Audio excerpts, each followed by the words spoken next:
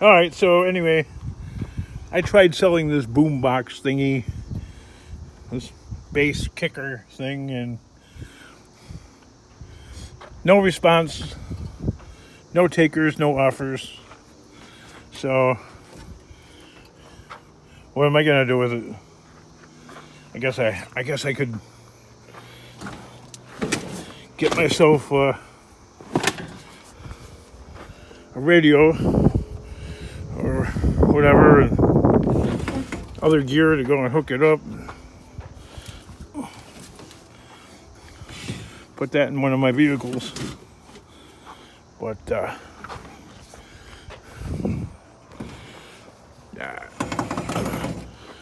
ain't gonna bother doing that. There's just too many other things to do.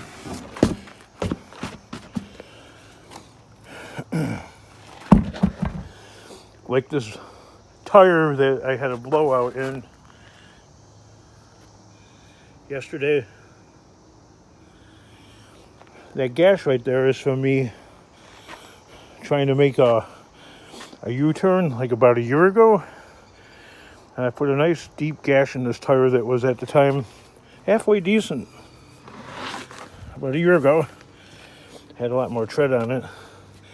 And for somebody like me, this had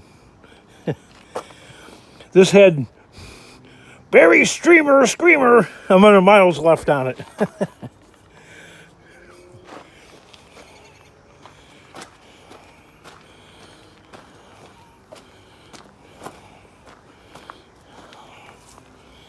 86 wagons just rusting, melting away into the dirt.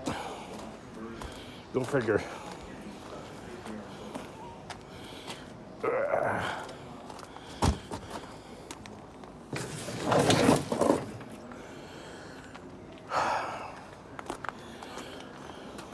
So I had a few commenters saying, just junk it, King. No.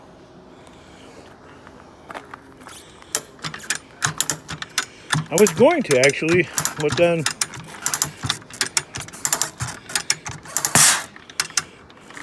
you're supposed to take the thing off right there, the Zerk or whatever you call that, and let the air out. Well, that's a little sticky. Maybe there's a lot of bead sealer on there. Anyway, I'm going to take this dry rotted tire right here and put that on the rim.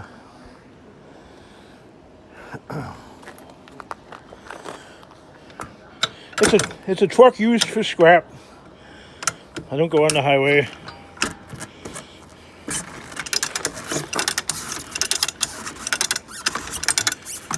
Fastest I ever go might be 40 miles an hour.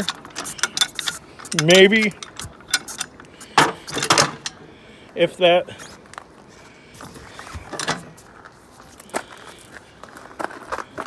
So,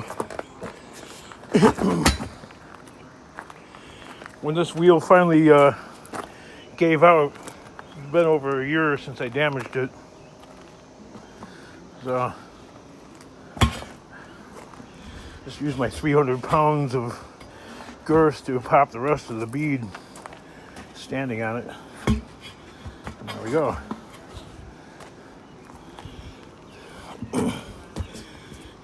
So I decided to, I don't know, keep this partially functionable machine because, first of all, well, Walmart is the cheapest I have found. When they always want to sell you the balancing, which I'm not going to buy. And then they want to sell you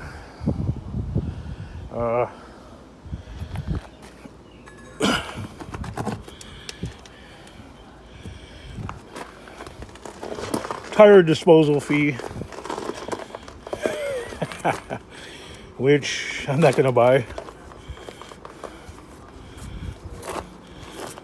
So before you know it, you're up to $30 or more. For a problem that for me is extremely common. Having tire failure.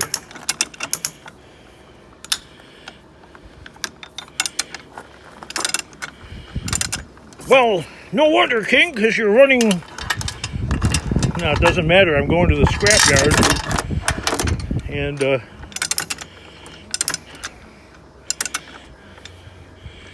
I don't know. This thing gets kind of janky. Even when you move this lever and change directions.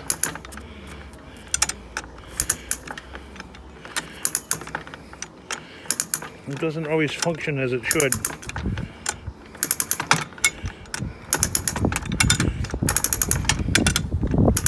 You gotta remember it's trash that I found in the garbage. There we go. This must have a lot of bead sealer on it, because there ain't no way.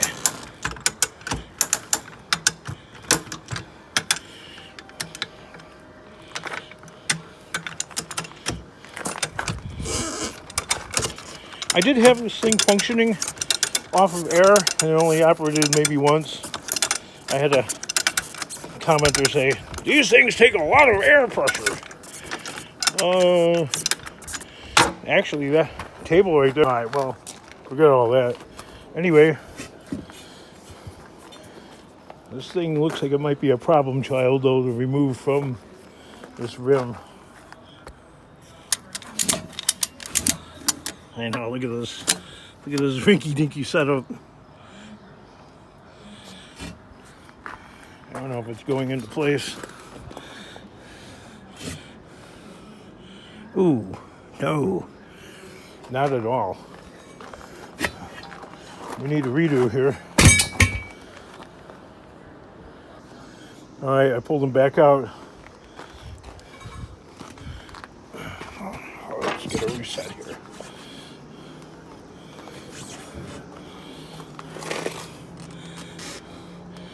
Sometimes it gives you a hard time. Other times, not so much.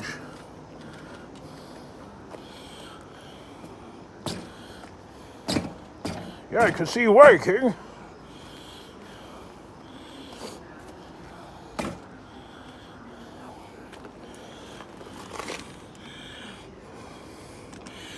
They sell tire machines at Harbor Freight, and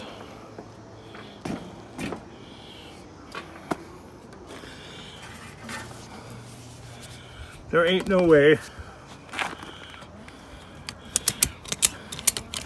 the garbage they sell is going to hold up to the abuse that I will deliver.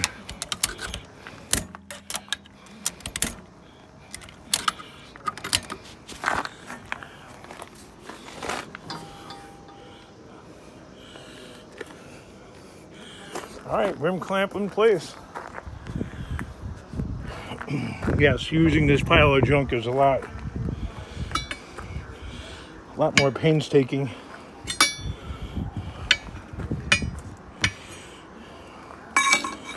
I was just pressing around there to see how difficult it's going to be to push it back off the bead, because it keeps wanting to pop back on the bead.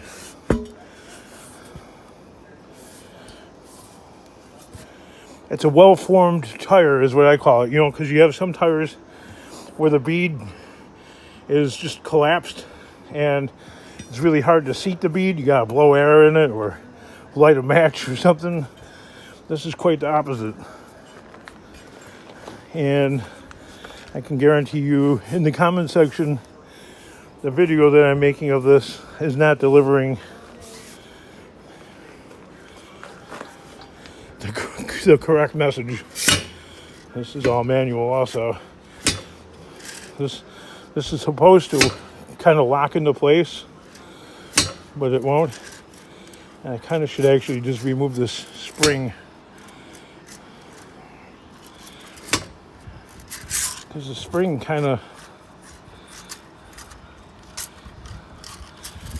I'm fighting against it. put it that way. Okay, so I removed the spring. That way I don't have to fight this thing popping up all the time. I know. It's still better than the crap that they sell at Harbor Freight for, I don't know, a couple of truckloads of scrap is what it would cost me, at least. Only for that stupid toy to like break. You gotta bolt it to the concrete floor or to like a large piece of wood or something. And even then, it's wiggle wobbly. You know, like a workbench that's not super. Yeah. Most guys I've noticed in my life and most workplace situations, the workbench isn't crowded with a bunch of garbage like that. No, wait. It's wiggle wobbly. And this one is rock solid. I mean, sure, it still moves a little teeny tiny bit, but it's not wiggle wobbly in the least. Some people bolt them to the floor or nail them to the, to the wall and stuff like that. This isn't. This is freestanding. But that's the only kind of workbench I'll use.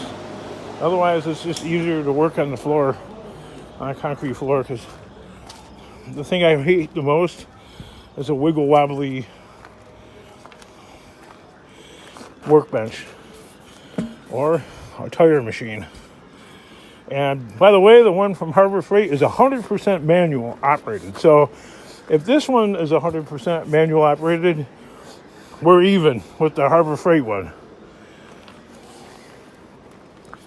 And then my little bead lubricant concoction here. Gotta kind of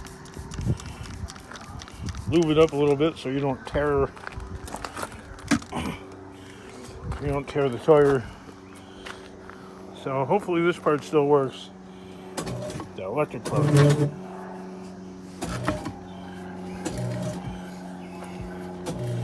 This is the one part that the Harbor Freight brand does not have.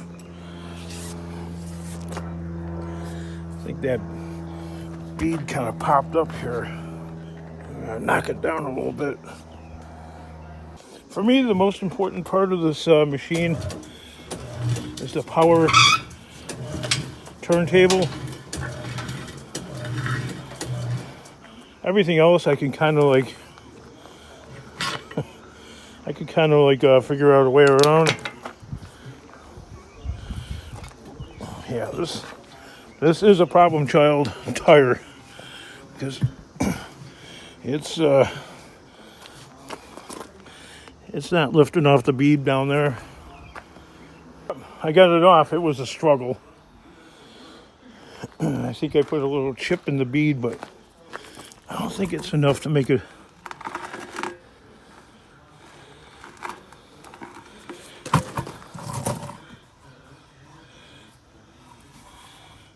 Somewhere.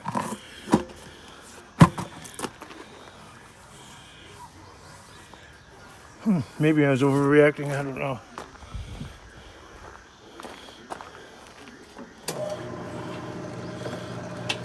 This is the part that makes it worth it, though.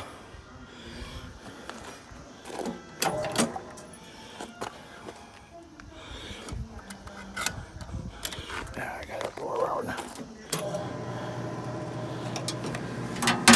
There we go.